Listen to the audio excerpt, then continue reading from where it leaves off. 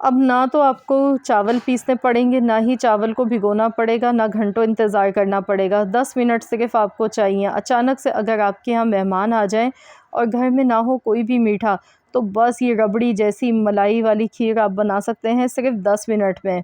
अस्सलाम वालेकुम दोस्तों, आज मैं आपके लिए एक बहुत ही शानदार रेसिपी लाई हूँ ईद स्पेशल के लिए। मीठी ईद है तो मीठा तो बनाया ही जाता है।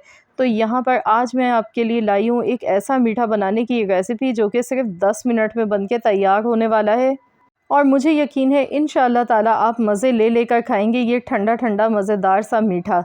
तो इस खीर को किस तरह से बनाया जाता है, चलिए हम इसका तरीका देख लेते हैं। तो यहाँ पर मैंने सबसे पहली चीज़ जो ली है वो है ब्रेड। ब्रेड आप यहाँ पर देख सकते हैं 3 पीस हैं, छोटे साइज़ के हैं। तो यहाँ पर आप 1-2 दिन पुरानी रखी हुई ब्रेड का भी इस्तेमाल कर सकते हैं और ब्रेड एक ऐसी चीज़ है जो कि तकरीबन सबके घरों पर मौजूद होती है। तो यहाँ पर सबसे पहले हमने ब्रेड को तोड़ लेना है इस तरह से। 3 पीस मैंने लिए हैं ब्रेड के और ये डिपेंड करता है ब्रेड के स्लाइस पर। तो ये छोटे साइज़ की ब्रेड थी तो इसलिए मैंने यहाँ पे 3 पीस लिए। अगर आप बड़े साइज़ की ब्रेड ले गए तो फिर आप 2 पीस ले लीजिएगा। अब हमने यहाँ पर मिक्सी का जार लिया, इसमें ये डाल देंगे। साथ ही में यहाँ पे थोड़े से बादाम भी मैं इसमें ले गई हूँ। तो यहाँ पर मैं आपको दिखा देती हूँ, 8 से 10 आपने बादाम साथ में लेने हैं। ये देखिए। और इन दोनों चीज़ों को दरदरा सा हमने पीस लेना है।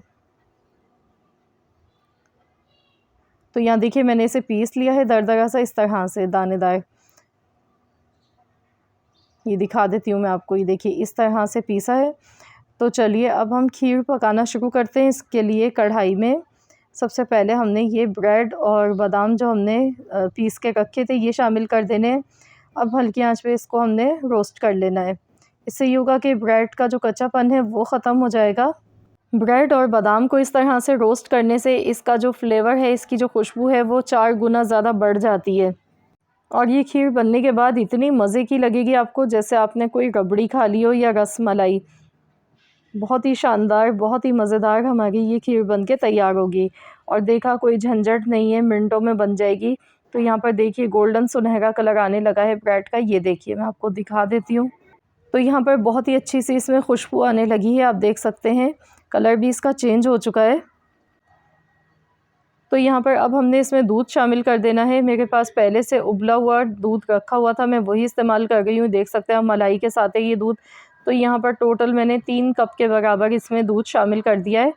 अब इसे अच्छी तरह से मिक्स करेंगे। अब हमने इसे बहुत ज़्यादा देर तक, घंटों तक बिल्कुल भी नहीं पकाना है, क्योंकि इसमें हमने ब्रेड को और बादाम को अच्छी तरह रोस्ट कर लिया था। जो भी कच्चापन है वो निकल चुका है दूध में डालने के बाद। बस इसे गाढ़ा होने तक हमने अच्छी तरह से पकाना है। 3 से 4 मिनट इसे लगते हैं, ज़्यादा पकाने में टाइम नहीं लगता है। इसीलिए मैंने आपसे शुरू में कहा था कि 10 मिनट में ये मीठा बन के तैयार हो जाता है। तो यहाँ पर इसे अच्छी तरह से देखिए मैंने मिक्स कर लिया। अब इसमें मिठास के लिए चीनी शामिल कर देंगे हस्ब ज़रूरत। तो यहाँ पर तकरीबन मैं आधा कप के बराबर इसमें चीनी शामिल कर गई हूँ। आपने भी चीनी थोड़ी सी ज़्यादा इस्तेमाल करनी है। थोड़ा सा पिसी हुई इलायची का पाउडर इसमें यूज़ करना है। तकरीबन 4 सब्ज़ी इलायची लेनी है, पीस कर पाउडर इनका बना लेना है इस तरह से। तो ये बहुत ही खुशबूदार मज़ेदार सी खीर हमारी इस तरह से बन के तैयार होगी। अब इसमें मज़ीद और इसे फ्लेवर देने के लिए इसमें मैं खोया शामिल कर रही हूँ। अगर आपके पास खोया मौजूद नहीं है तो भी आपने परेशान नहीं होना है। आपने खोया डालने के बजाय फिर आपने मिल्क पाउडर इसमें यूज़ कर लेना है। इससे क्या होगा कि बहुत ही क्रीमी और बहुत ही रिच फ्लेवर आएगा इसका। क्योंकि अगर खीर हम जब भी बनाते हैं तो उसमें खोया या मिल्क पाउडर ना डाला जाए तो फिर मज़ा नहीं आता है। तो अगर आप भी चाहते हैं कि आपकी वाह-वाह हो जाए और खाने वाले तारीफ़ किए बिना रह ना पाएँ, तो ज़रूर आप लोग इसी तरह से ये रेसिपी बनाकर ट्राई कीजिएगा। तो यहाँ पर मैं गैस का फ्लेम बंद कर देती हूँ और इसे हम ठंडा होने के लिए रख देते हैं। तो यहाँ पर देखिए मैंने इसे सर्विंग डिश में निकाल लिया था। चांदी के वर्क और बादाम पिस्तों के साथ इसे गार्निश कर लेंगे। तो देखिए कितनी मज़ेदार खीर ये लग रही है दिखने में। आपने इसे फ्रिज में रख देना है 2 घंटे के लिए। जब ये अच्छी तरह से ठंडी हो जाएगी तब हमने मेहमानों को सर्व करना है।